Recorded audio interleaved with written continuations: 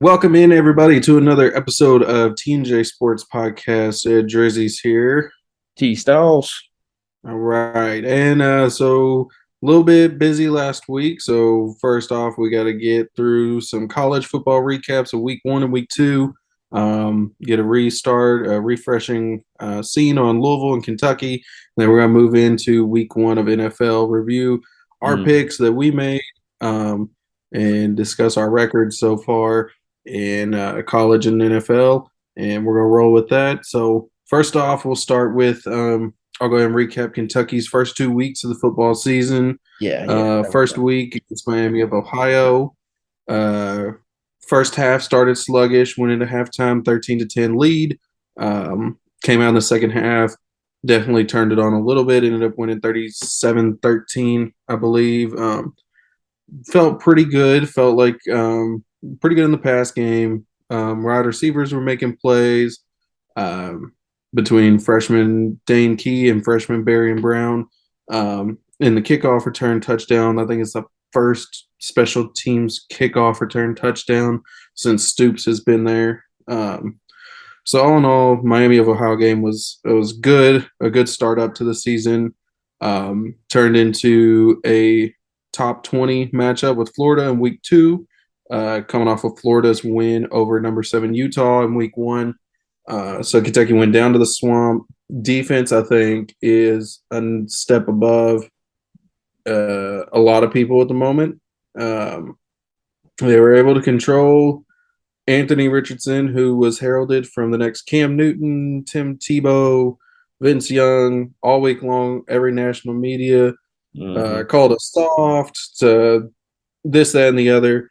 And we made Anthony Richardson honestly look a little stupid. He looked like Kentucky quarterbacks from back in the day. So we handled that game pretty well on the defensive end, kept us in the game, picked off Anthony Richardson twice, one for a pick six. Offense did what it needed to do, especially in the second half. The offensive line finally started clicking like the offensive line that we've seen the past few years, got the running game going, wore down that defensive line of Florida, and pulled out that win. I believe it was 29-16. I think that's what it ended up being. Yeah. So all in all, Kentucky's now 2-0. Beat Miami of Ohio, beat number 12 Florida on the road. Going into week three against we got week three. We got Youngstown State. We are now ranked number 9 in the nation. Hmm. So we got Youngstown State, Northern Illinois next two games. So there's as much as of locks of win that you could probably have into going into a road game on October 1st at Ole Miss. So I look for the next 2 weeks to fine tune some adjustments before SEC play. But all in all, beginning of the season, I'm excited and happy where Kentucky's at. What do you think? I mean, yeah, you always want to start 2-0. I mean, yeah, you had great competition this past week with Florida, so that definitely shows that Kentucky's for real. At least for the first two parts of the first two games and first part of the season, you're doing pretty well playing against Florida, was, as you said, with Richardson being seen as the next up and coming with Cam Newton and all the other great quarterbacks in the SEC. I mean, you kind of showed like, all right, you may have a great talent on your team, but we are the better team, and y'all definitely show that. You actually kicked off the season how you're supposed to kick off the season. You get that easy game with Miami, Ohio, just to get fine tuned and make sure all the nerves and jitters are out of the way with playing that kind of game. But then going down to the swamp was huge for Kentucky. Actually, going down there and getting that atmosphere so early and getting a conference game so early, you actually handled it the right way. Unlike the counterpart here, Louisville, we did not do it the right way, but it's all good. Our first week, I won't harp on it too much. I'll just say the good things, which there wasn't many good things from that game. Best things I can take out of the game one is Tyon Evans is definitely going to be a great back for us. He's definitely somebody we continue to use and utilize throughout the entire season. Hopefully he stays healthy. And then of course Tyler Hudson, he showed that he can be our number one go-to guy. He had eight catches for 102 yards. I wish we went to him more often. I wish we weren't just looking for deep balls and you know Malik Cunningham had 152 yards passing, and Tyler Hudson had 102 of those yards. So it's very underwhelming performance by Louisville. I really, and as I said before in the last episode, I really thought we could start out 6-0, and for us to go and down and lose to Syracuse was heartbreaking. But if you actually watch that game, you'll see that people really underestimate Syracuse because it is Syracuse. The Orange, they weren't good. They haven't been good in I don't know how long, since maybe Ernie Davis was there and won the Heisman. But other than that, they have not been good. So for us to go there and lose the way we did, 7-31, was horrible. Scott said that he was going to, have offensive coordinator come in, and we thought, oh man, he's finally going to have somebody to actually think of offensive play calling and actually scheme for this kind of game and change up the mindset. No, it was Scott Satterfield, making the calls. You can literally see the guy that's supposed to be our offensive coordinator standing behind Scott, waiting for him to make the call. And you've seen the same kind of play style where we run the ball on first down, run the ball on second down, thinking we're going to catch the defense off guard. Well, no, we have the same offense that we've had for the last 4 years. We know you're going to run on second and long, and it's going to lead to a third and long, and we obviously you're going to pass, and they were ready for it. That's why Malik was picked off twice. That's why 16 of 22 doesn't sound bad, but when you throw in only 152 yards passing, that's horrible. Yeah. Defense, then I can't really say too much about defense because they didn't play that great in game one, but they definitely show that's going to be our best team out there as our defensive end. Defensive team is going to be the best of Louisville this year. At least they showed that in week 2. Week 2 was way better. We played against UCF at UCF, and to win on the road against competition like that is great because, like I said, we lost to Syracuse. I've definitely seen us getting blown out by UCF because they have a great coach in Gus Malzahn.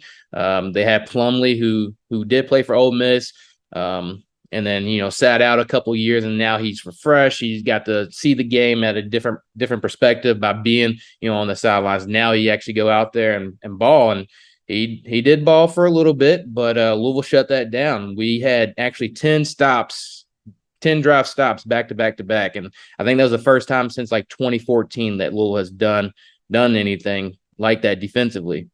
Like I said, I think our defense is going to be the best part of our team this year. Offensively, Malik didn't show me anything to make him be in the Heisman running like some people predicted he would be, which you laugh about it now because it's like, why did you think that? But as a Louisville fan, I actually thought Malik maybe would do well because this is his 10th year here at Louisville. Exaggerating there. It's only like his 6th year, but still, it's like, dude, you've been here for so long. You've been in this offense for so long. You've seen this defense that's going to happen against each play, and you're still making the same bad mistakes. But Which is you should have seen some progression in his abilities by now. Yeah, we should have seen a progression, and literally we seen him regress. And this man went 14 of 29, just under 50%. No touchdowns again. No interceptions this time, so that's a little bit better. But they actually shown what he's here for. He's here to run. He had 17 carries for 121 yards and a touchdown. That's going to be our game. Yes, do I want to throw the ball around, get Tyler Hudson involved? Yeah, but can he do it? No, he cannot be a passer, and that sucks because at least Lamar Jackson could throw and run. It's too much to ask this man to be Lamar Jackson, which he's been asked to be that because he stepped in right after Lamar.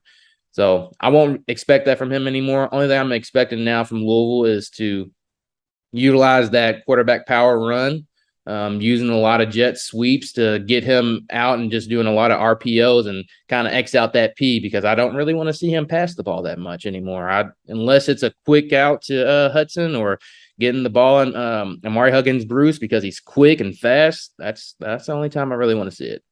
So, first 2 games. It's been a doozy. These first 2 games. Is there a quarterback on the roster that you think could come in and do better? Or No. do you think No, not at all. And that's not on, the guys that are on the team. That's on the guys that are forming this team. Scott Satterfield and the rest of the recruiters. It took them 4 years to get a top 25 quarterback to come here. And we have that in Pierce Clarkson, and that's next year. And he's not even going to be ready as a freshman next year. So I don't know who's going to take the job over next year. I mean, we have other guys that are on this team that could possibly step in and previous recruits that we've had, but those are all 2-star, 3-star guys. It's nobody to really get excited over.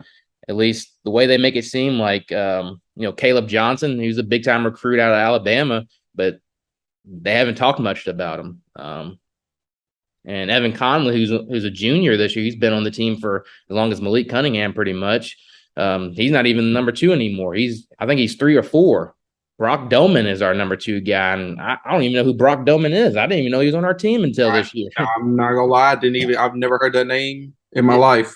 Yeah, so it's it's an iffy situation where we are right now. I think this Friday is going to kind of tell you what the season is going to be about. If our defense does exactly what it did against UCF, which is put pressure on the quarterback, because Jordan Travis is not I don't think he's a great, quarterback. Now, he did good against LSU, but how good is LSU this year? We don't know. We'll see if Florida State is really going to be good and kind of like keep that hype around them going because they beat LSU. We'll see. But I think we need to keep the pressure going. Brian Brown, I think, finally figured out how to call defense at the Power 5 level. At least he showed it last week. So hopefully it carries on to this week. We'll see.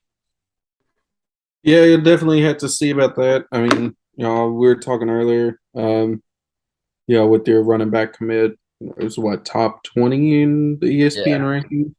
Visit. Finally a 5-star. So I think he's the number 1 or number 2, or yeah, they moved him once he committed to Louisville. Of course, it happens a lot. A lot of our recruits that we get are top recruits. Once they commit to Louisville, they drop their rating. But he was number 1 when he committed, and then somehow dropped to the number 3 running back. But yeah, I mean, the number 3 running back in the nation, probably the number 1 running back out of Texas. But he's visiting Texas A&M, is what I saw earlier, which is something that I was saying before the season started was, how is the impact of the play on the field going to impact this pretty outstanding recruiting class that you have? yeah, So, I mean, Friday is an important game for you to keep these guys that are going to come in next year to be a big help and be program builders and, stepping stones. It might not, these guys, need to come in and lay the groundwork for guys of the future. These guys might not win Heisman's or ACC titles or whatnot, but the way that it needs to be built, I think they can be great stepping stones. Is it going to last? Is the performance on the field this year, how is that going to hinder them coming? Is it going to change their mind if they start getting more interest from A&M, Alabama, USC, etc.? yeah. So that's going to be a good. Friday's big to Huge. win.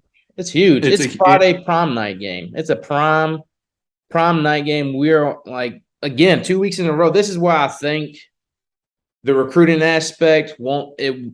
I don't think it will make the recruits want to leave, because now you have the primetime game means even more, because that means more exposure, which means more publicity for what your brand is. So Ruben Owens will see, hey, they're playing on Friday night. Are they getting blown out? I hope we don't get blown out. I think that's when the coaching comes into effect. Don't get blown out and don't look like a joke on a primetime game. And they'll see it as, well, shoot, they only lost by 7. I bet if they had me, we'll do even better. We'll probably win the game. And I'm gonna be the primetime player on the primetime time. Like, it's honestly, I don't think we're going to lose him as a recruit, because one, I know it's something like we mentioned earlier. He can just get it, removed or covered up as his tattoo with the 502 on it. Why go through all that to get 502 put on you? Commit to Louisville. We do all this stuff for Louisville just to decommit right before. We've seen it done before. Yes, we have. But you have Pierce Clarkson coming, who's we have DJ Moore coming in. I think we have too many good guys coming in on offense that's going to help him. We have Madden, who's a top offensive lineman, coming in. They're all coming in as this freshman class.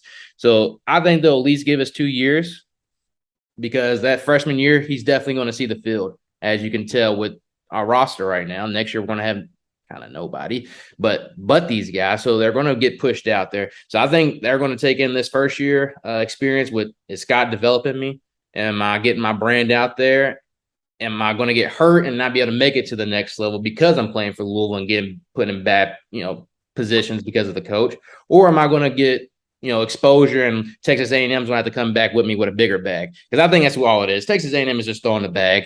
I mean, they took recruits from Alabama. I don't feel bad if they take a recruit from us because they're literally throwing money at the kids. So, I mean, if he leaves to go there, we know it's not because Louisville sucks, even though it could be partially, but I think it's definitely more so the money at this point. Yep, I can see that. I just hope for your sake and your start to the season that you all win on Friday, just to keep your sanity level and whatnot. But we'll lead into from that. We'll lead into recapping our picks from week 1 and week 2, which you are struggling. I'm struggling right along with my sports teams this year, I guess. So, we'll go week 1. Week 1, we had Penn State versus Purdue, big Thursday night game. We both took Penn State. We were good there. Cincinnati versus Arkansas. We both took Arkansas. We were good there. Going back to the Oregon-Georgia game, week 1, which Georgia looks like they're I mean, Stetson Bennett looks even more of an elite quarterback than any goofy ass white dude ever should. There's no reason that dude should be a quarterback of a national championship team, but he is, and he looked really good. They looked really good last week too. We both took Georgia. We both started out the day 3-0. Utah, Florida. Florida with that interception from the shotgun, and we're talking. So I took Utah. You took Florida. Florida won. That was my one loss of the day in week 1. Then Notre Dame, Ohio State. I took Ohio State. I had too much faith in Freeman as a coach. Man, I had too much faith in him. Never put your faith in Catholics. Never put your faith in Catholics. That's just it.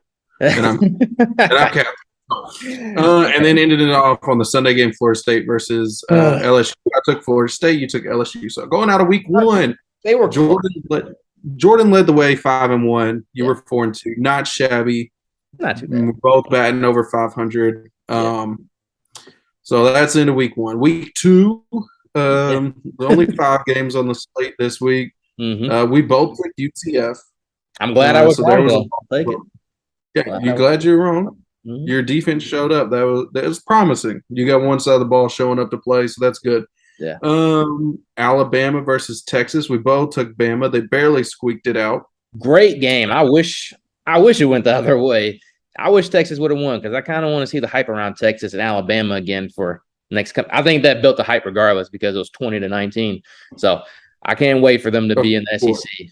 Can't wait. Yeah, that's gonna be really good. Really good addition to the SEC if Texas gets back to being Texas. Question. Football. Do you think that rivalry will get the Alabama-Texas rivalry will be as big as the Red River rivalry between Texas and Oklahoma?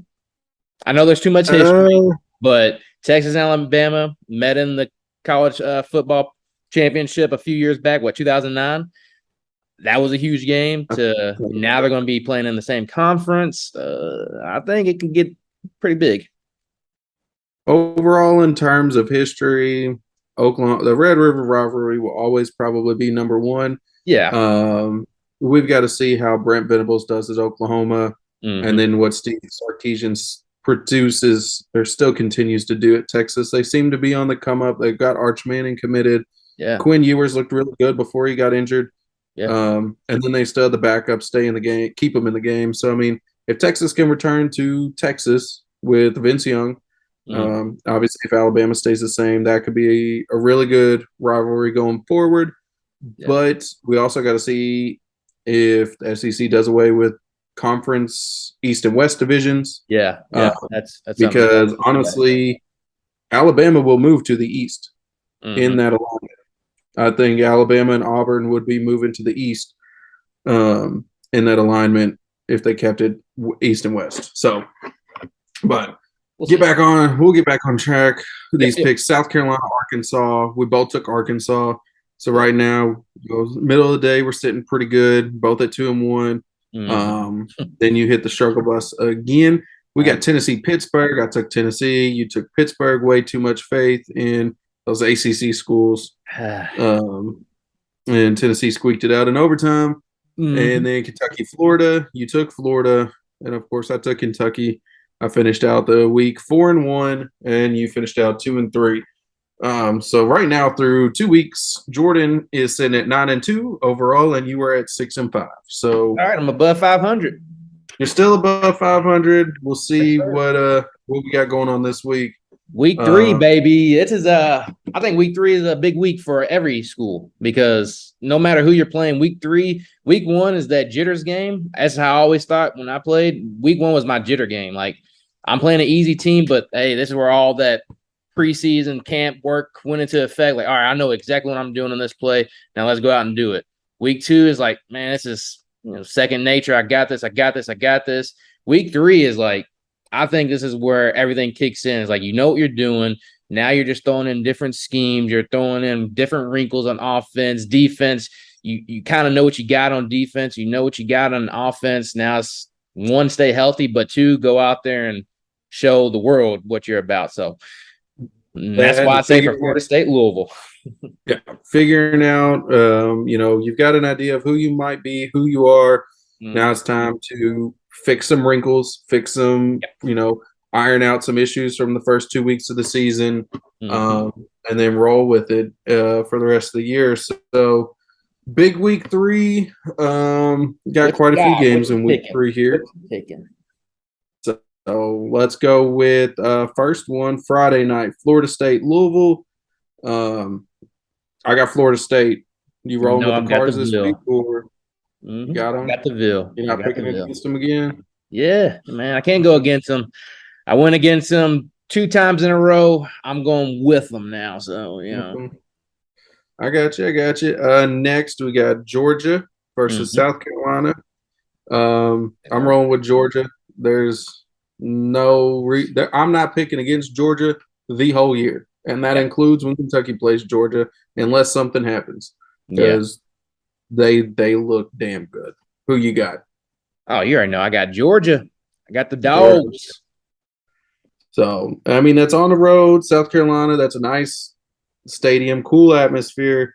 It would be good for them to travel and go to Myrtle Beach for a little bit and let Georgia just soak in the Columbia's 2 hours vacation. away. Huh? Columbia, Columbia, South Carolina, smack in the middle of the state. Well, they got enough time to detour over there and then make their way to practice pretty much. That's what South That's Carolina is. that Practice. is true. They can walk off the bus and win that game single handedly. As a So coach, pretty I would good. never say that to my players, but as a guy that's going to watch the game and know what's going to happen, or feel like I know what's going to happen, they can go on a vacation that weekend. Yeah. So let's see. Next one up, Cal versus Notre Dame. So Cal making the cross country trip to Indiana. I Mm-hmm. don't know.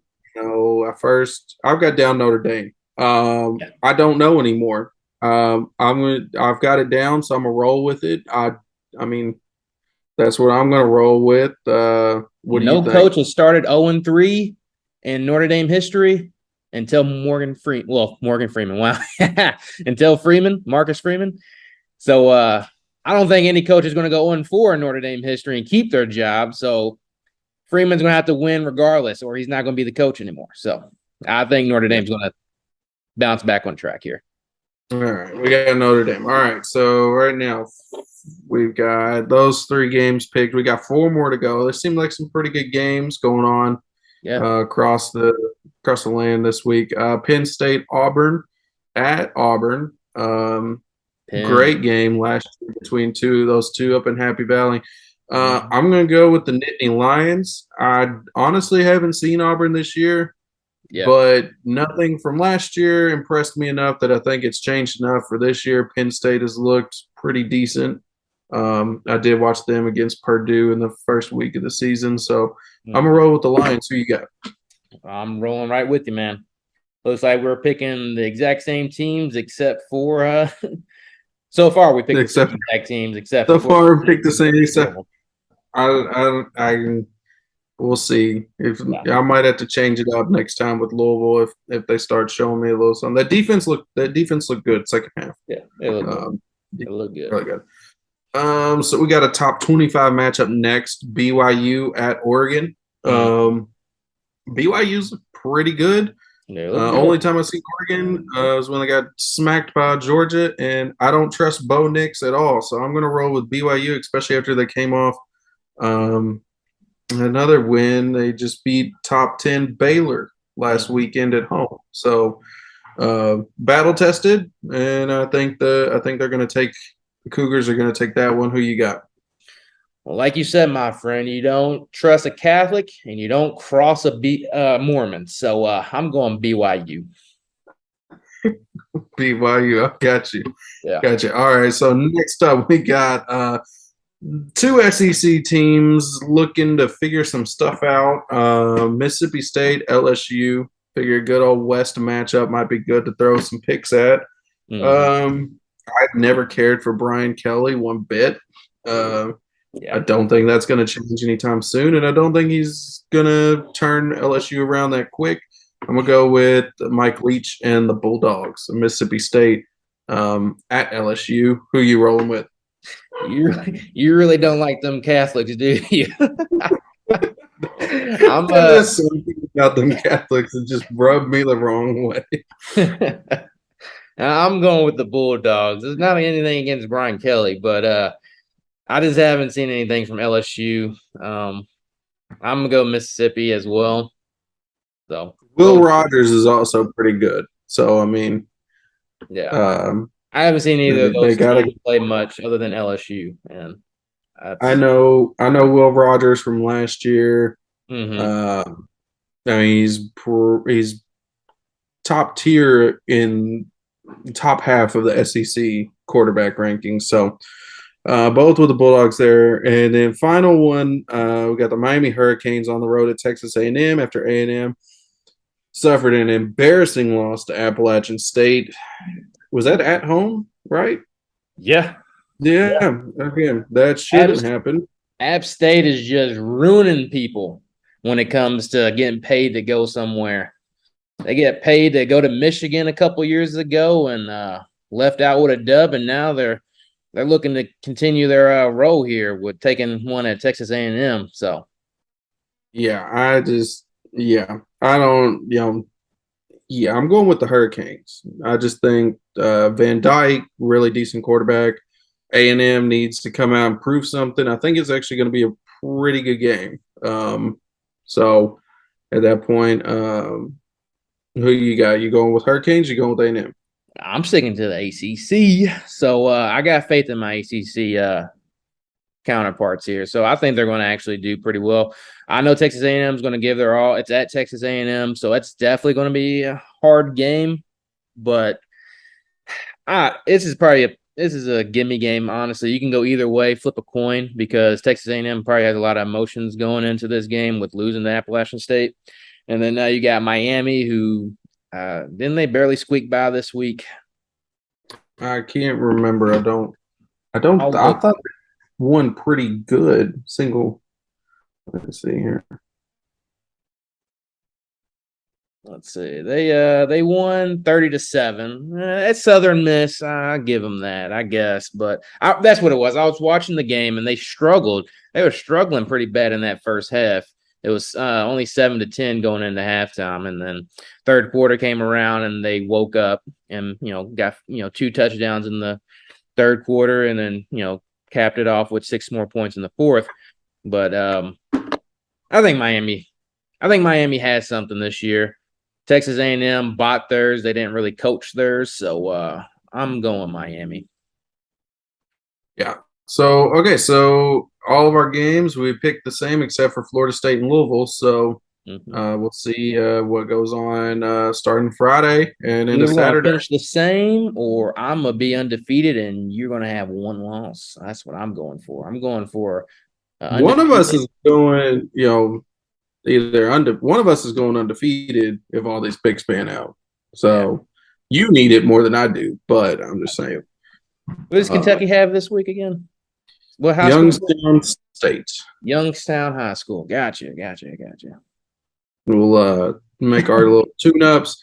A little bit of Kentucky news. Jordan Wright was suspended for the first game, NCAA something. Mm-hmm.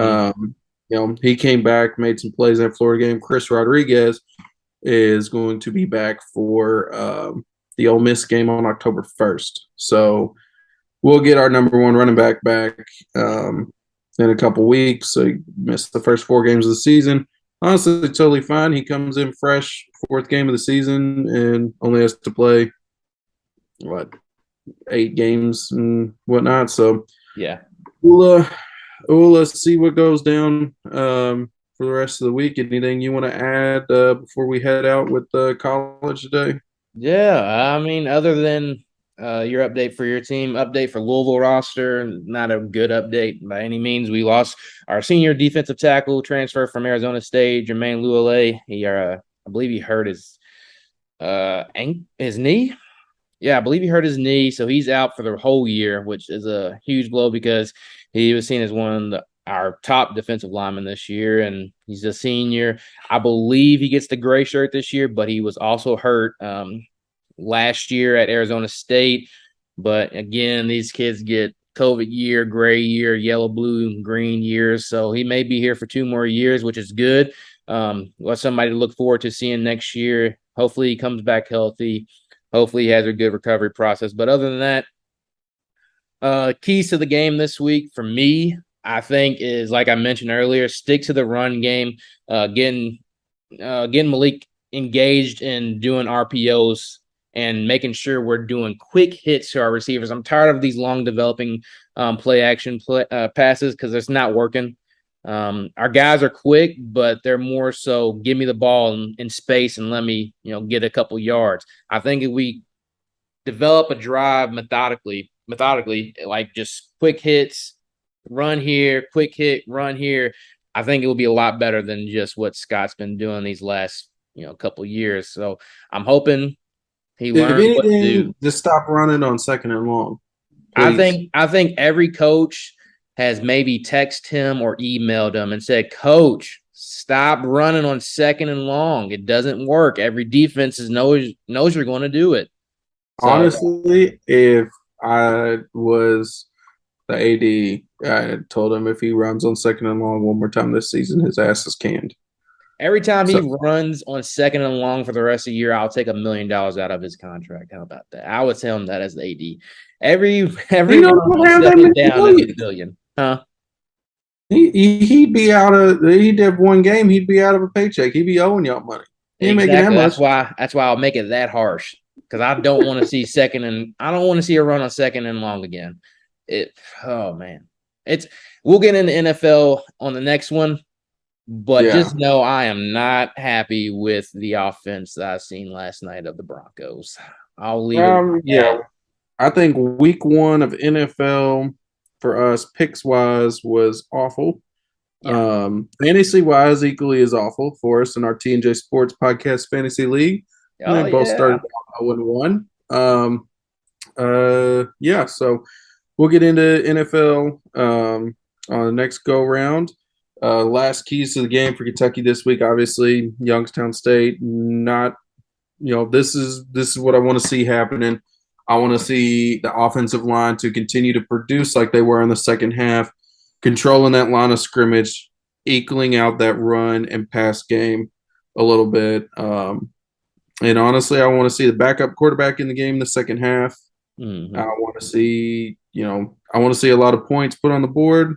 And I want to see some precise play calling, some precise play on the field. I want to win the turnover battle. Um, this is a good game to run into, fix your problems from the past few weeks.